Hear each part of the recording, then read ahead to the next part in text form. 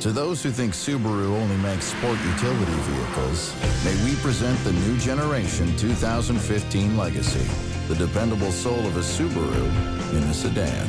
2015 Legacy, sedan, Subaru style.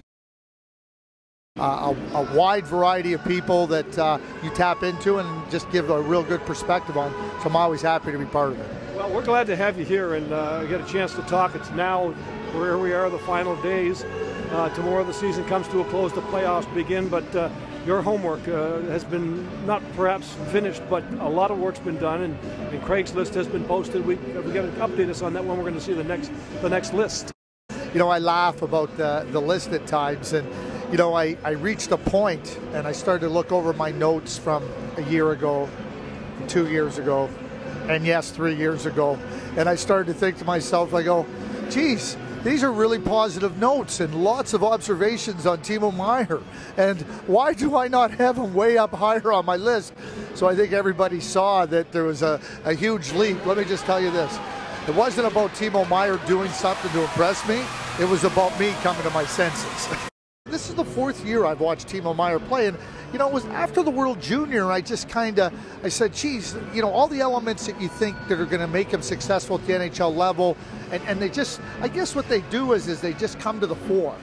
And then when I saw him at the prospects game, and I don't use the prospects game as a hard evaluation. It's just, it's nice to see, where do I gotta go and watch? But you got to be able to play against good players and with good players if you're going to be a successful NHL player. He was playing against some of the very best juniors in Canada and was very good, in the CHL rather, and then he's playing with the best player in the CHL in Connor McDavid. He's an excellent skater. I mean, early in the game, he went around Jacub Zboril.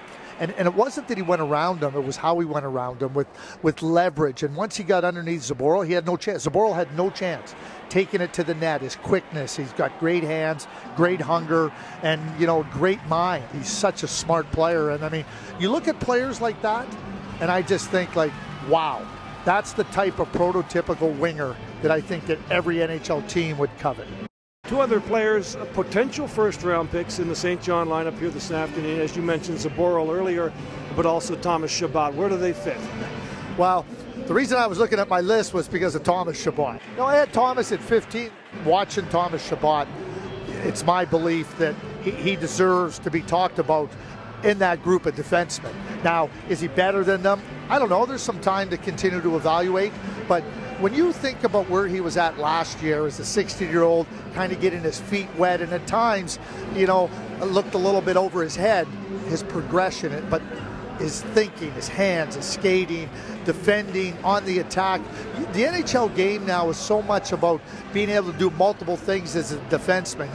You know, this one type of defenseman seems to not be as capable anymore, because you got to be able to skate for a puck and join the rush, and to me, Thomas does that so very well. With Jacub Zboril, I think, like a lot of defensemen coming over from the European game, the bigger rink, a little bit more time to react. You get on the smaller rink, things happen quicker. I think Jacub has really adjusted, and the last shift here, he's facing Nikolai Ehlers, who threatens everybody that he comes down on.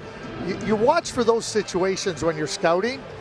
I think that Jacub is up to the challenge, and when you can defend against a top flight player like that, you're showing your potential. I think they're both first rounders, no question.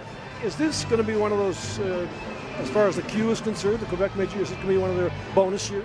There are a lot of quality players in the Quebec League this year. I don't think there's any question that this is a real significant draft year, much like the one was 2 years ago with McKinnon and Drouin.